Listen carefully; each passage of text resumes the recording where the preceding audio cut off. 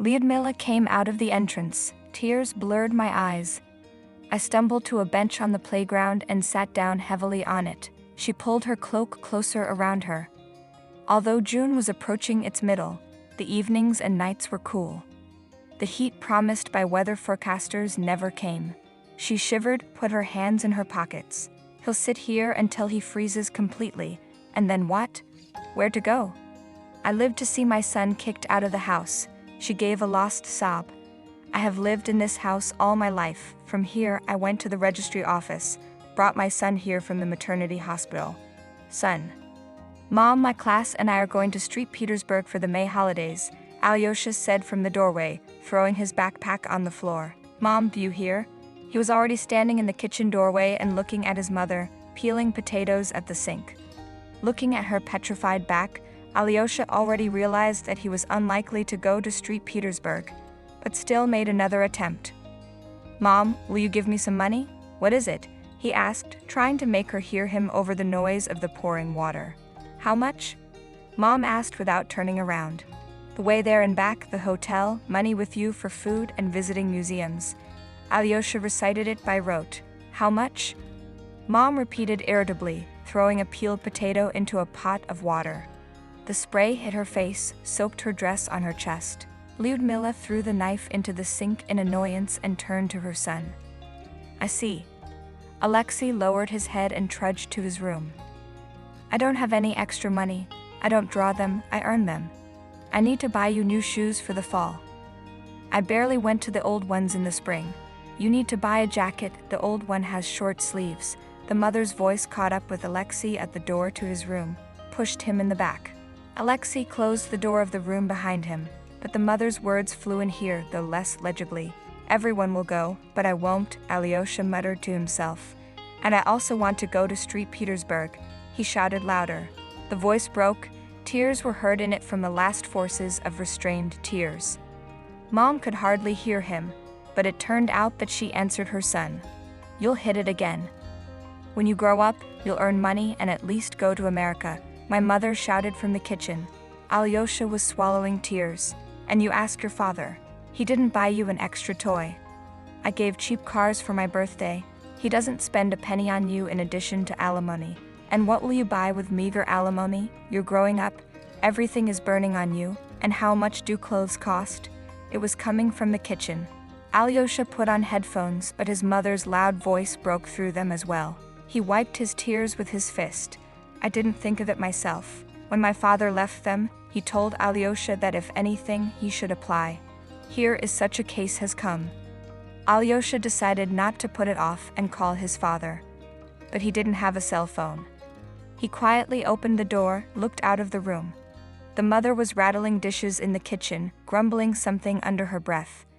Alyosha quietly slipped into the hallway, put on his sneakers and left the apartment, carefully closed the door so that the lock would not click too much. I ran down the stairs, rushed to the next entrance, to Vadik Nikitin. They have a home phone number. Vadik opened the door and was delighted to see Alyosha. I need to make a call, he said, and picked up the phone on the bedside table, quickly dialed the number and put the phone to his ear, trying to catch his breath while the beeps were ringing. Alyosha was about to hang up when the other end of the line answered. Dad, hi. Alyosha shouted joyfully. Who is this? Father asked with restraint. Alyosha met the gaze of the incomprehensible Vadik. He turned away. It's me, Alyosha. Which Alyosha? Dad? Alyosha shouted in despair, but short beeps answered him. Alyosha put the phone back in its place and almost burst into tears. What happened? Vadik, who was standing next to him, asked. I'm not going to St. Petersburg. The mother does not give money, and the father has merged altogether. Alyosha said sullenly. Let me ask my parents. I'll say it's necessary, they will give, and I'll pay for you, the resourceful Vadik offered. No, your parents will find out, you'll get in trouble. I'll survive. I'll go. Alyosha left his friend's apartment. When Alyosha was little, his mother kissed him, affectionately called him a kitten, the son, and bought toys, even if he did not ask. And then it was as if she had been replaced. Her father left them, and she became irritable, angry, often shouted at him, rudely pulled him down when he was hooliganizing, could also spank, give a slap on the back of the head, and this is much more insulting than getting hit on the ass. I didn't hear a single affectionate word from her anymore, just slaps on the back of the head and screams. Alyosha even considered running away from home, but you can't run far without money. He's only 11, no one will hire him. I didn't ask me to give birth. I was unlucky. I would have been born to Vadka's parents instead of Vadka. I would have lived happily ever after, thought Alyosha, climbing the stairs to his apartment. At the age of 14, he was so used to his mother's screams that he no longer paid attention to them. I just left the house and hung out on the streets, or locked himself in a room with headphones, turning on the music harder. In high school, he started looking for affection on the side, walking with girls.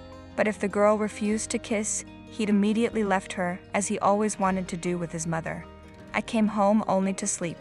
At night he lay for a long time with his eyes open, cursing his fate, his mother, his departed father, and his whole unsuccessful life. I didn't do my homework, but sometimes I even taught quarters. He tried everything: cigarettes, wine, vodka, smoking weed. There was no money, so I quickly gave up pampering, not having time to get addicted to it. Somehow I came home at 1:30 in the morning.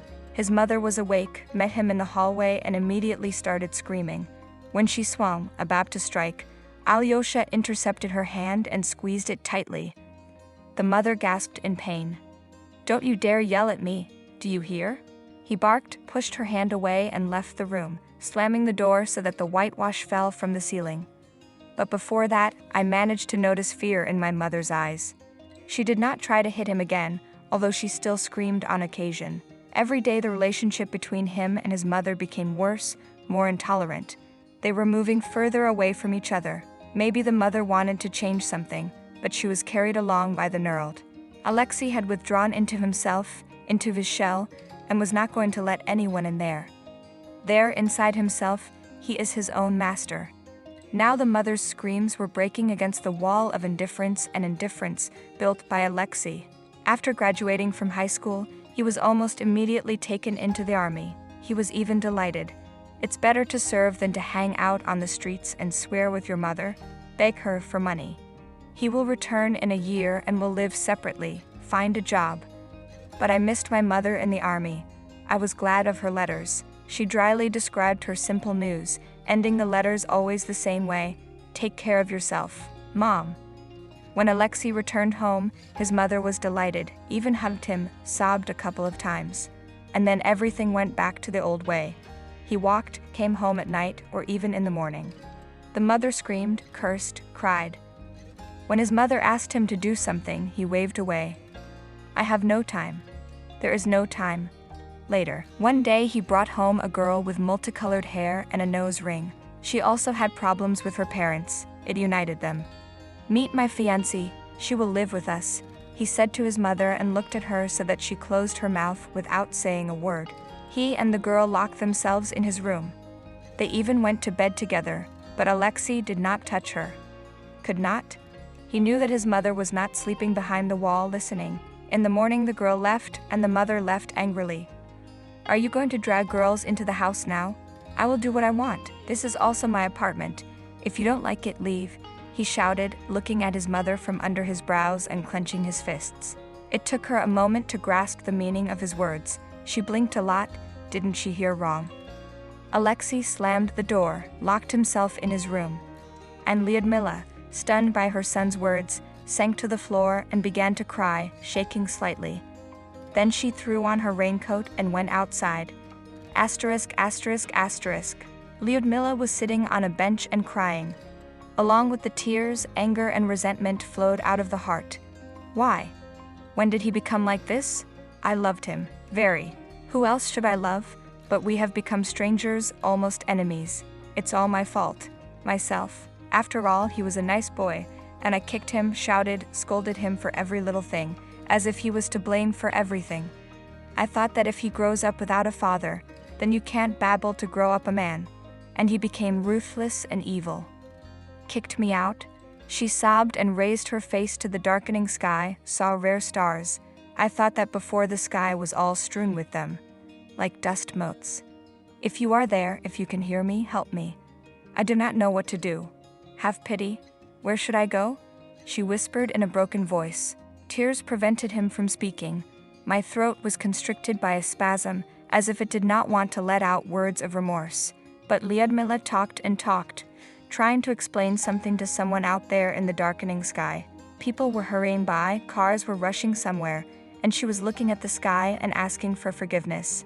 Small drops fell on his face, mixed with tears, and she didn't notice it, as well as the fact that she was shivering from the cold.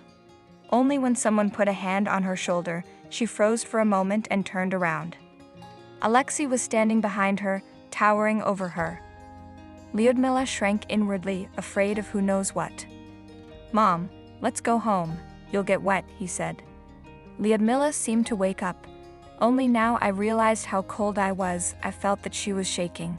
Fear was replaced by joy, but she was afraid to move. Suddenly, a word or movement would cause her son's anger. "Let's go home," Alexei repeated and headed for the entrance. Lyudmila slowly got up from the bench. Her feet were frozen, they did not obey her, but she still followed the tall, statuesque figure of her son. They slowly, one after the other, climbed the stairs.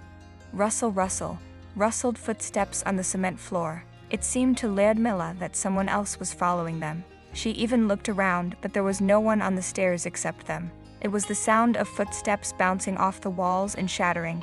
Sure. Alexei opened the door and held it until his mother came up. Lyudmila undressed, went into the kitchen, and the kettle was already making noise on the stove. The next morning she was shivering. She opened her eyelids with difficulty. I realized that it was already morning or afternoon, tried to get up, but she felt sick, and the room spun before her eyes. Lyudmila swallowed and squeezed her eyes shut. "I'm sick," she thought distantly. "Well, that's good. I would rather die." She heard footsteps by the bed. "Mom, have a drink," Alexei said unusually quietly, even affectionately. Lyudmila opened her eyes a little. The son was holding a glass in one hand, holding 2 pills in the palm of the other hand. He put a glass on a stool by the bed, lifted his mother's head and put pills in his mouth. Then he raised the glass to his lips. Bells were ringing in Lyudmila's head, but she still swallowed the pills after taking a few sips of water. "Now get some sleep," Alexei said. He called a doctor, called her work and warned her that her mother was ill. I left the water by the bed and went to work. When Lyudmila woke up, it was already noon. The temperature dropped. She could tell by the sweat-soaked shirt. I got up and trudged to the kitchen. There was a plate of scrambled eggs on the table. The son fried it for her. Lyudmila sat down on a chair and burst into tears. She remembered sitting in the yard in the rain last night and begging someone up there in the sky for help. "Lord, thank you, never again, if only he would forgive. Give me the strength and time to fix everything." In the evening she tried to cook dinner, but the temperature rose again, her back ached, she could not bend. "Mom, go to bed." "I'll do it myself," Alexei said, leading her into the room. She lay down on the bed and closed her eyes. "How rarely does he call me Mom? Just don't die. Just not now. There's no way right now. We need to fix everything." Lyudmila started barking with a cough. 3 days later she got better. They had not yet had a heart-to-heart conversation with their son, but in the words, "lie down, drink broth, take a pill," there was so much tenderness and love that Lyudmila froze with happiness. These words poured balm on her heart, warming it and giving hope that it was not too late, and it was possible to fix everything.